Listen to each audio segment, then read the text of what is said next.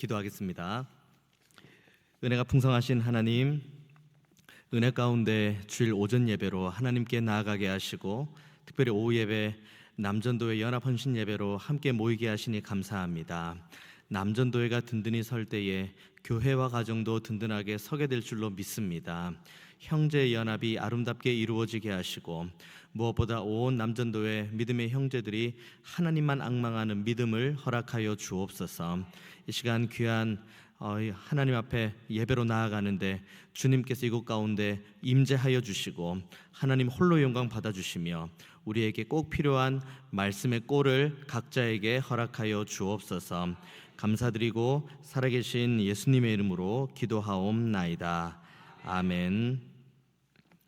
우리가 하나님의 백성으로 살면서 가장 힘든 것 중에 하나는 나는 하나님 앞에서 예배하고 하나님 앞에서 신실하게 살아가는데 이제 그렇지 않은 이들, 내가 보기에는, 물론 내 관점입니다, 내가 보기에는 하나님을 좀 시원치 않게 믿는 것 같고, 이게 인간적인 관점이 여기서부터 들어오는 거죠.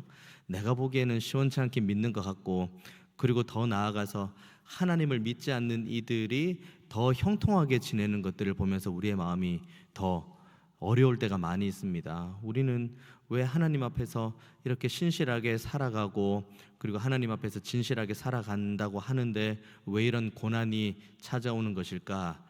여기서 한 가지 짚고 넘어가야 될 건, 고난을, 여기서 말하는 고난은 내가 죄를 지었기 때문에 받는 고난이 아닙니다. 내가 죄를 지어서 받는 건 고난이긴 하지만 징책과 징계에 가까운 거고, 여기서 오늘 다윗이 말하고 있는 이 고난, 이 형통, 이 부분에 관련된 고난은 내가 정말 하나님 앞에서 신실하고 진실하게 살아가는데 이제 그 삶 가운데 경험하게 되는 그런 어려움들에 대한 이야기를 합니다. 우리도 사람, 그러니까 하나님의 백성으로 살아가지만 그럼에도 불구하고 우리도 사람인지라 어느 순간 우리가 자칫 미끄러지고 하나님을 향한 사랑과 소망에서 자칫 떨어지고 넘어지면 그때부터 그 다음 다가오는 우리의 마음은 시기, 질투, 그리고 원망인데, 원망의 대상이 차라리 악인이고 우리가 생각하기에 하나님을 시원치 않게 믿는 사람이면 그래도 좀 나을 수 있습니다만은, 원망의 대상이 자칫 어디를 향하냐면 하나님을 향할 때가 가장 큰 문제입니다.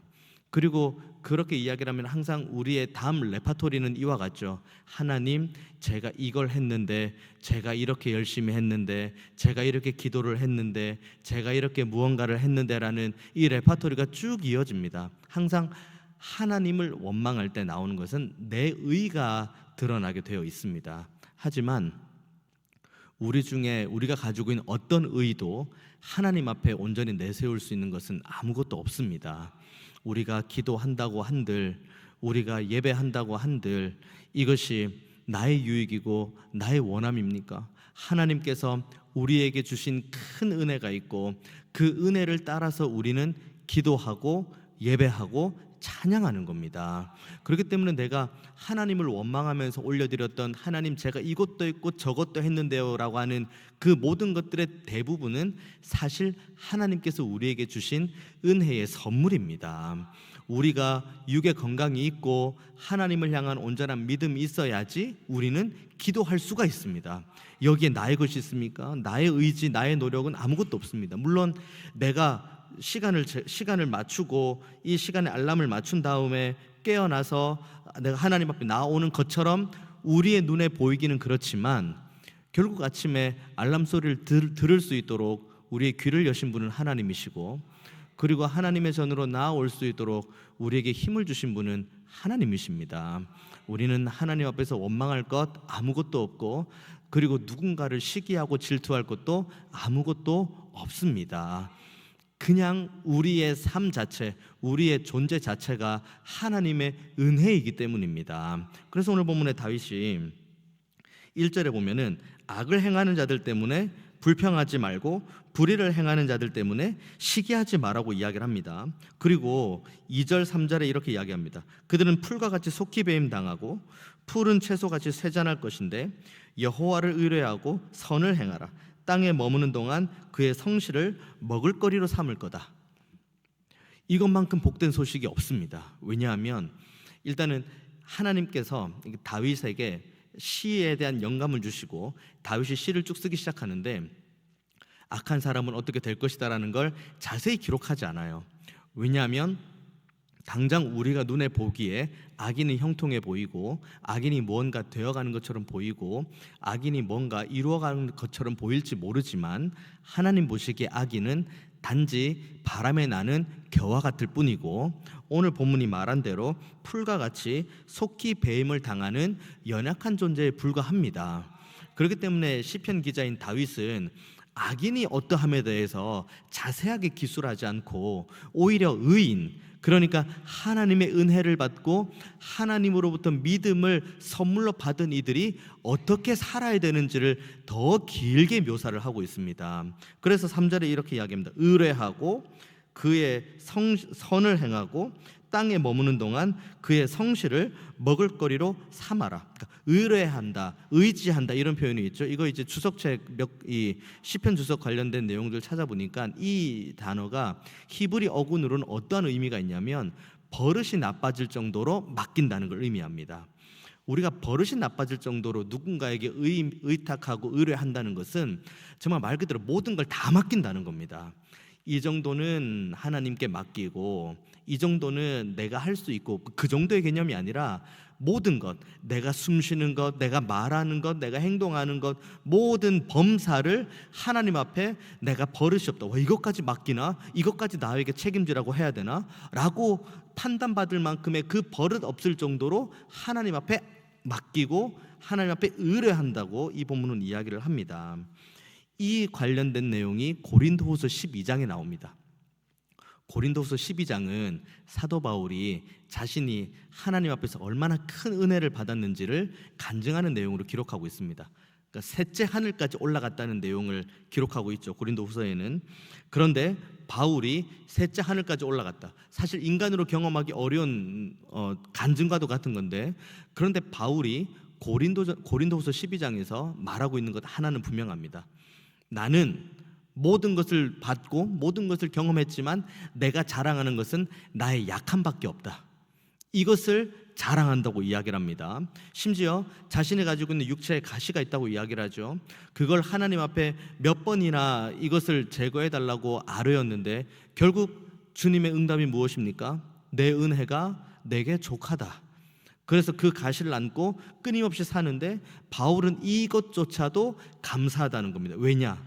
이것을 통해서 나는 더욱 하나님을 의지할 수 있으니까. 내가 가지고 있는 약함, 내가 가지고 있는 연약함을 가지고 내가 다른 것에 굽신거리고 다른 것에 기웃거리지 않고 하나님께만 의뢰하고 하나님만 아뢰고 하나님께 도우심을 구할 때 나의 약함이 이 기도를 통해 응답하시는 하나님의 능력으로 응답된다는 것을 바울이 말하고 있는 겁니다. 그러니까 여호와의 성실을 먹을거리로 삼는다는 것, 내 성실이 아니에요. 여호와의 성실을 먹을거리로 삼는다는 겁니다. 우리는 기분 좋을 때는 성실할 수 있고 뭔가 상황과 형통이 좋으면 성실할 수 있어요. 하지만 우리는 늘 성실하지 못합니다. 때에 따라 넘어지기도 하고 그리고 수만 가지 마음의 시험이 들기도 하고 낙심이 되기도 하고 좌절이 되기도 합니다. 하지만 분명 다윗이 오늘 그 얘기를 합니다. 악인들은 속기 배임을 당할 거야. 그러니까 거기에 마음이 빼앗기지 말고 너희들은 하나님만 온전하게 의지하면서 하나님의 성실을 먹을거리로 삼아라는 겁니다. 하나님은 성실하십니다. 하나님은 우리에게 언약하시고 그 언약을 이루시기에 능력이 한이 없는 분이시기 때문입니다. 우리는 졸기도 하죠. 우리는 자기도 합니다. 우리는 때로는 마음이 무너져서 시험이 들기도 합니다. 하지만 변치 않는 분 한 분, 그분이 바로 우리가 믿고 의지하는 살아계신 아버지 하나님. 그 하나님은 여전히 변함이 없으시고 지금도 우리와 함께 하시며 우리의 모든 간구하는 제목에 응답 주시기를 원하십니다. 그래서 적극적으로 이야기를 합니다. 너희들은 악을 행하는 이들, 악한 자들의 형통에 마음 빼앗길 필요도 없고, 마음의 근심과 이 시기와 질투를 할 필요도 없고, 그것 때문에 너희들의 마음이 근심하고 염려할 필요도 없고, 너희들은 오직 하나님만 의뢰하고, 두 번째로 선을 행하는 겁니다. 악을 행하는 이들의 형통함을 보고 우리가 같이 악을 행할 필요는 없습니다. 왜냐하면 우리가 시기하고 바라는 그 형통, 악인들이 말하는 그 형통은 이 땅에서의 형통이고 인간의 관점에서의 형통이지 하나님 기준의 형통은 아니기 때문입니다. 우리는 90년 100년 동안 살 이 땅에 우리의 모든 것들을 걸 필요도 없고 걸 이유도 없습니다. 우리는 이 땅에서는 전보다도 짧은 인생, 잠깐 있다 없어지는 안개와 같은 인생인데, 거기에 수많은 감정과 수많은 사람들을 보고 경험하고 안고 살아갑니다. 그 가운데 악인들의 형통함을 보고 저렇게 살면 저렇게 형통할 수 있나? 우리 기준에, 이 땅을 살아가는 사람들의 기준에 형통함을 보고 나도 그러면 악을 행해야겠다라고 하면은 결국 악을 악으로 갚는 거고, 결국 남는 것은 악밖에 없습니다. 적극적으로 이야기를 하죠. 악으로 악을 갚지 말고 악을 뭘로 갚아라고 이야기를 하나요? 선으로 갚아야 되는 거죠. 하나님께서 다 아시기 때문입니다. 하나님은 선하신 분이십니다. 하나님은 공의의 하나님이시고 하나님은 진리의 하나님이시기 때문입니다. 하나님의 기준으로 보는 겁니다. 내가 말하는 것, 내가 행동하는 것뿐만 아니라 내가 살아가는 범사의 유일한 기준은 하나님이시고, 하나님께서 주시는 공의의 말씀, 사랑의 말씀, 이것만이 우리의 삶의 유일한 기준점이 되어야 됩니다. 악인의 형통함을 바라보고 시기하고 질투하며 악인의 형통을 따라 우리도 간다면 결국 하나님의 백성이지만 우리의 삶에 남는 흔적은 악밖에 없습니다. 하나님의 백성의 주인인 하나님은 선하신 분이라면, 그 하나님께서 우리의 삶에 흔적을 남기기 원하신다면 우리의 삶 속에는 선이 있어야지 악이 있을 문제는 아니기 때문입니다. 많은 사람들이 그렇게 이야기를 합니다. 세상이 바뀌었다, 왜 이렇게 고리타분하냐, 언제까지 그렇게 보수적인 생각을 하고 있냐, 눈을 들어 주변만 돌아봐라, 얼마나 세상이 시대가 바뀌었다, 그렇게 이야기를 합니다. 그런데 우리는 시대의 변함과 상관이 없이, 시대의 문화의 흐름 달라짐과 상관없이 하나님께서는 우리를 하나님의 백성으로 부르셨습니다. 하나님의 백성으로 부르시는 가운데 하나님께서는 우리에게 너무 값비싼 대가를 지불하셨는데, 그분의 독생자 외아들 우리 주 예수님, 그 주님의 은혜로 지금 저와 여러분이 이 자리에 앉아 있는 겁니다. 세상 사람들이 뭐라고 해도 우리는 거기에 귀를 기울일 필요가 없습니다. 우리가 귀를 기울여야 될 유일한 대상은 우리의 아버지 하나님이십니다. 우리의 눈이 향해야 될 것도 세상 어떠한 것이 아니라 하나님 아버지께서 주시는 말씀이어야 됩니다. 그래서 우리의 발이 가야 될 곳, 우리의 삶이 가야 될 그 지향점은 하나님의 뜻이 있는 곳, 하나님의 마음이 있는 곳, 하나님의 말씀이 있는 곳, 거기로 우리의 삶이 끊임없이 가야 됩니다. 굳이 즐거움을 찾을 필요도 없습니다. 굳이 재미를 찾을 필요도 없습니다. 하나님께서 주시는 말씀을 따라 살아가면 거기 안에 세상에 줄 수 없는 기쁨이 있고 세상에 줄 수 없는 평안이 있기 때문입니다. 그래서 이와 같은 모습으로 하나님의 백성이 살아가야 된다는 걸 강조하고, 그 다음에 그들이 받는 복에 대한 이야기를 하는데 4절부터 6절까지 이렇게 기록합니다. 또 여호와를 기뻐하라. 그가 내 마음의 소원을 내게 이루어 주시리로다. 내 길을 여호와께 맡기라. 그를 의지하면 그가 이루시고 내 의를 빛같이 나타내시며 내 공의를 정오의 빛같이 하시리로다. 하나님께서 우리에게 약속하신 것이 바로 이겁니다. 맡겨라는 거예요. 내가 가는 길, 내가 생각하는 것, 내가 계획하는 것, 이 모든 것들을 다 하나님 앞에 맡겨라고 이야기를 합니다. 맡기면은 그 다음 뭐가 된다고 합니까? 하나님께서 이루어 주신다고 하십니다. 하나님의 선하심 안에서, 하나님의 그 인자하심 안에서 이 모든 기도의 제목, 우리가 계획하는 것, 우리가 꿈꾸는 것, 우리가 소망하는 것, 이 모든 것들은 하나님의 뜻 안에서 온전하게 이루어질 것입니다. 내가 계획하고 내가 생각하는 것이 있습니다. 이것이 하나님의 뜻에 합한 거라면은 하나님께서 그대로 응답 주실 겁니다. 만약에 내가 꿈꾸고 바라고 소망하는 것이 하나님의 뜻과 다르다면 하나님께서 우리의 마음을 바꾸어 주실 겁니다. 하나님의 뜻을 향한 우리의 마음이 합해질 수 있도록 그 마음의 주파수를 하나님의 말씀을 향해, 하나님의 뜻을 향해 계속해서 만져주실 겁니다. 그래서 결국은 우리로 하여금 이 본문은 분명하게 이야기합니다. 내 의를 빛같이, 그리고 내 공의를 정오의 빛같이 하겠다. 내가 가지고 있는 의, 내가 가지고 있는 공의예요. 그런데 이것이 내 안에서 샘솟는 의, 내 안에서 샘솟는 공의가 아닙니다. 이 의와 공의는 하나님께서 우리에게 옳다고 여겨주시는 은혜의 선물인 거죠. 우리가 하나님을 온전하게 믿고 의지할 때 주시는 그 놀라운 믿음, 그 믿음을 가지고 하나님 앞에 나아갈 때 하나님께서 우리에게 의롭다 칭해 주시는 그 칭의로 인해서 우리는 의로운 존재, 공의로움을 우리의 삶에 드러낼 수 있는 존재가 되는 겁니다.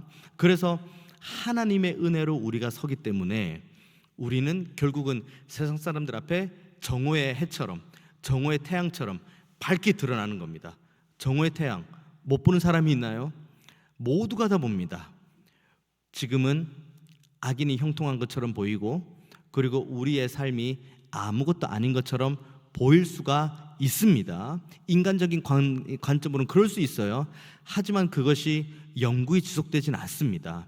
결국 승리는 하나님이시고, 그리고 하나님께서는 하나님을 사랑하고 하나님 편의 선자들의 손을 하나님께서는 들어주시기 때문입니다.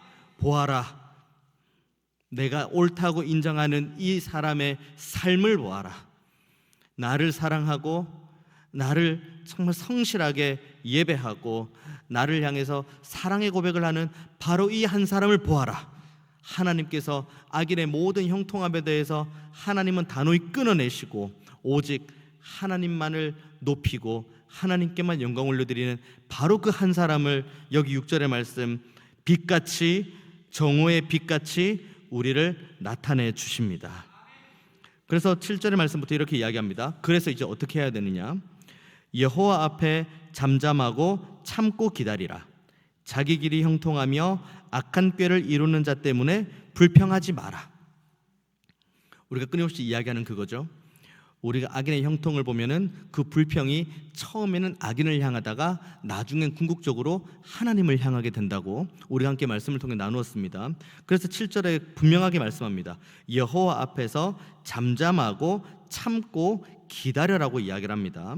여기서 잠잠하고 참고 기다려라는 이 말씀이 쉼이라는 단어와 이 히브리 어근이 같으면서 이 단어가 어디에 쓰여지냐면 시편 131편 2절과 3절 말씀에 그대로 쓰입니다. 그러니까 여호와 앞에 잠잠하고 참고 기다리는 게 어떤 의미인지 시편 131편 2절에서 3절 말씀에 자세히 설명을 하는데 이렇게 기록합니다.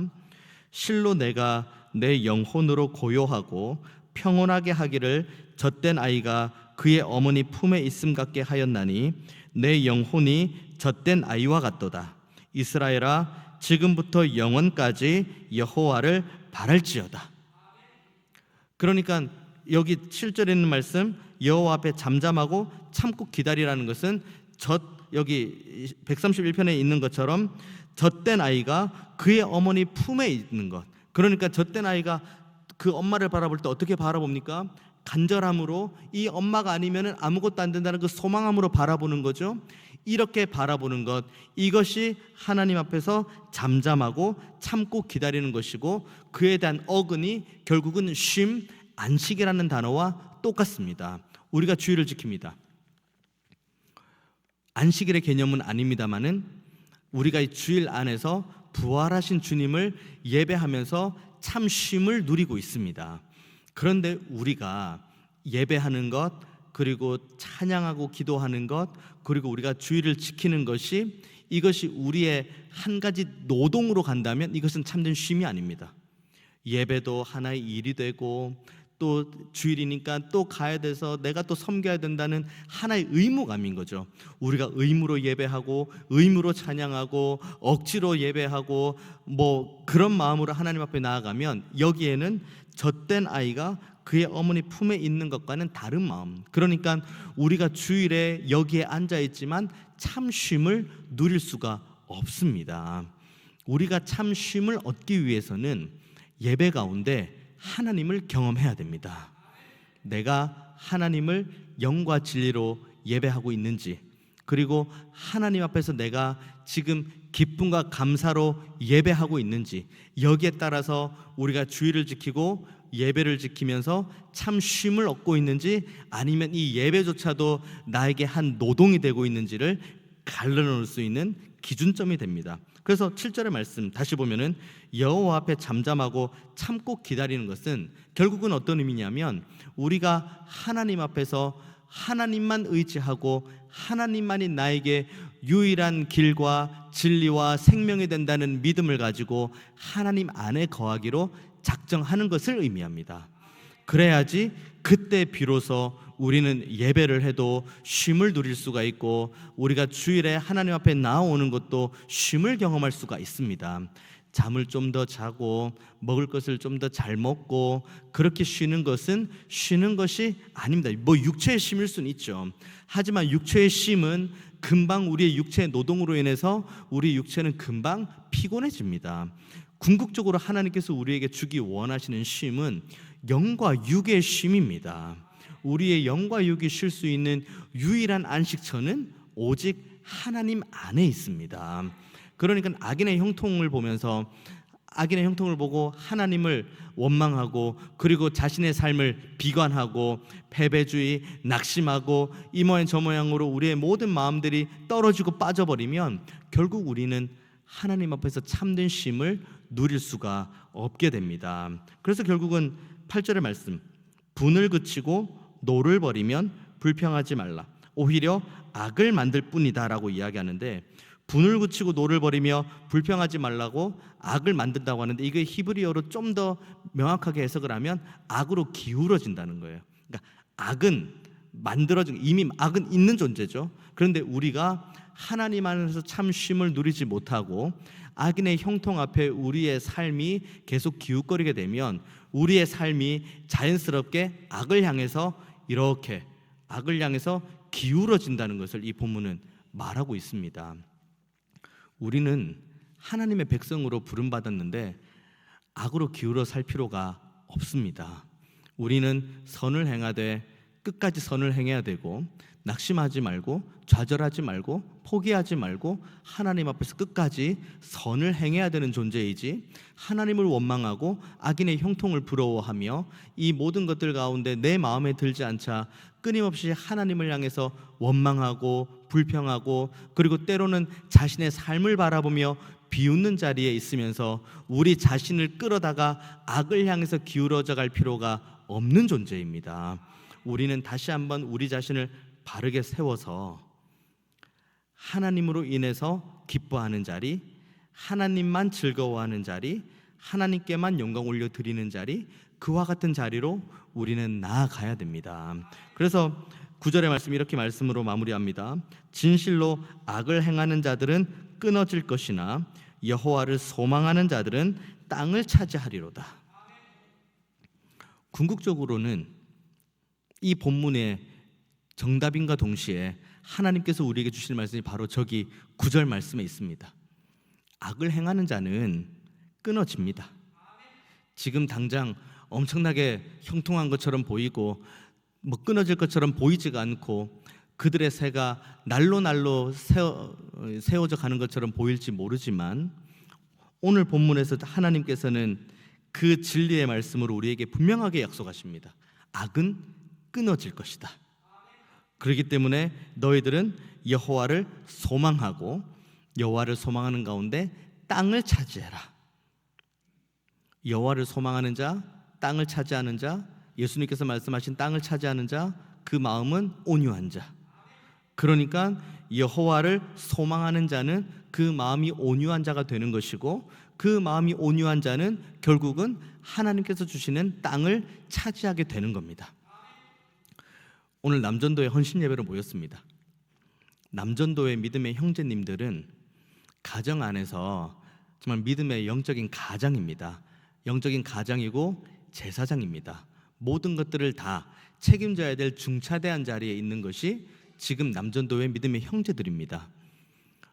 여기 계신 남전도의 믿음의 형제님들이 기도의 마음을 쏟으면 온 가족은 기도의 마음을 쏟습니다. 남전도의 믿음의 형제님들이 예배에 온 마음을 쏟으면 온 가정은 예배의 마음을 쏟습니다. 남전도의 믿음의 형제님들이 악의 형통을 부러워하면 온 가족도 악의 형통함에 마음이 빠집니다. 이것이 성경이 말하는 그 남자 한 가정의 믿음의 형제여 가장에게 주어진 하나님께서 부어주신 특권이자 권위이자 의무입니다. 그렇기 때문에 여기 계신 믿음의 형제님들은, 남전도의 믿음의 형제님들은 내가 가장이다 에헴하고 있는 그것이 아니라 기도하고 예배하고 하나님을 신실하게 따르고 믿음의 본을 보이는 그 자리를 힘써 지켜야 됩니다. 결국은 내가 걸어가는 그 걸음을 따라서 우리의 배우자도 우리의 자녀 손들도 그 길을 그대로 따라오기 때문입니다. 두려운 말입니다. 그래서 오늘 본문에 그 얘기를 합니다. 땅을 차지하게 되는 이의 화평함, 그 온유한 자가 가져야 될 유일한 덕목, 하나님을 소망하는 자. 바라기는 남전도의 믿음의 형제님들, 이 자리에서 함께 헌신 예배를 드리는 모든 믿음의 형제님들이 정말 여호와를 소망함으로 그 마음에 온유함이 가득하고 가득한 온유함으로 하나님이 허락하시는 땅을 차지하는 믿음의 본을 보여주시기를 축원드리고 부탁드립니다. 다른 것에 마음 빼앗기지 마십시오. 여러분이 무너지면 가정은 무너집니다. 여러분이 마음이 빼앗기면 온 가족들도 같이 마음이 빼앗깁니다. 여러분이 마음에 시험이 들면 온 가족도 같이 시험에 듭니다. 여러분이 흔들리면 온 가족도 같이 흔들립니다. 너무 제가 과장된 말처럼 하는 것처럼 보이나요? 성경이 말하고 있고 기독교 역사가 증명하고 있습니다. 그렇기 때문에 오늘 함께 있는 우리 믿음의 형제님들은 오늘 본문에 있는 말씀 모든 구절구절 그대로가 우리 믿음의 형제님들의 삶 가운데 아름답게 적용되기를 원합니다. 악인의 형통을 부러워하지 말고 악인은 반드시 끊어질 것이라는 하나님의 말씀을 붙들고 지금 나에게 주시는 하나님의 그 진리의 말씀, 생명의 말씀이 무엇인지를 하나님 앞에서 늘 묵상하고 귀 기울이는 자리로 항상 나아가고, 그때 하나님께서 우리 믿음의 형제님들에게 주신 모든 말씀을 받아서 이 말씀대로 신실하게 살아가는 우리 남전도회 믿음의 형제님들 되기를 원합니다. 주님을 의지하십시오. 포기하지 않고 낙심하지 말고 선을 행하십시오. 하나님이 우리 믿음의 형제님들과 함께 하십니다. 그리고 하나님께서 여전히 우리 믿음의 형제님들의 모든 삶을 붙들기를 원하십니다. 일어나십시오. 믿음을 가지고 살아가십시오. 포기하지 말고 낙심하지 말고 끝까지 하나님만 붙들고 한 걸음 한 걸음 떼십시오. 여러분들이 무너지면 가정이 무너지고, 가정이 무너지면 교회는 무너집니다. 이 절박함을 여러분이 한시도 잊지 마시고 예배하는 자리, 그리고 하나님을 사랑하는 자리를 끝까지 고수하셔서 하나님 원망하지 말고, 하나님 앞에 불평하지 말고, 염려와 근심의 말을 입 밖으로 꺼내지 말고, 우리의 입술에는 항상 하나님에 대한 사랑의 고백과 하나님을 향한 신실한 믿음의 고백, 그리고 하나님께서 우리에게 주시기로 약속하신 그 언약만을 붙들고 먼저 남전도의 믿음의 형제님들이 여호와의 성실하심을 경험하고 그 여호와의 성실하심을 먹을거리로 삼아가는 모든 여정 가운데 가정을 책임지고 교회를 책임지는 가운데 정말 말 그대로 하나님의 살아계심과 은혜 베푸심을 경험하는 우리 모든 남전도의 믿음의 형제님들, 그리고 온 가정과 교회가 되시기를 주님의 이름으로 축원드리겠습니다. 기도하겠습니다. 은혜가 풍성하신 하나님, 오늘도 우리에게 새로운 날을 허락하시고 이 날이 하나님께서 우리에게 주신 유일한 날, 특별한 날임을 기억할 수 있도록 은혜를 주셔서 감사합니다. 우리가 악인의 형통을 부러워하지 않게 하시고 악인은 끊어질 것이고 하나님께서 우리에게 옳다 인정하신 그 의로움이 결국은 저 정오의 태양같이 밝게 드러날 거라고 말씀하셨사오니 이제는 이 약속의 말씀을 붙들고 하나님의 성실을 먹을거리로 삼는 남전도의 믿음의 형제님들 그리고 우리 중앙의 모든 가정들 되게 하여 주옵소서. 그때 땅을 차지하게 하시겠다고 약속하신 하나님의 신실하심을 우리 모두가 경험케 하여 주옵소서. 감사드리고 살아계신 예수님의 이름으로 기도하옵나이다. 아멘.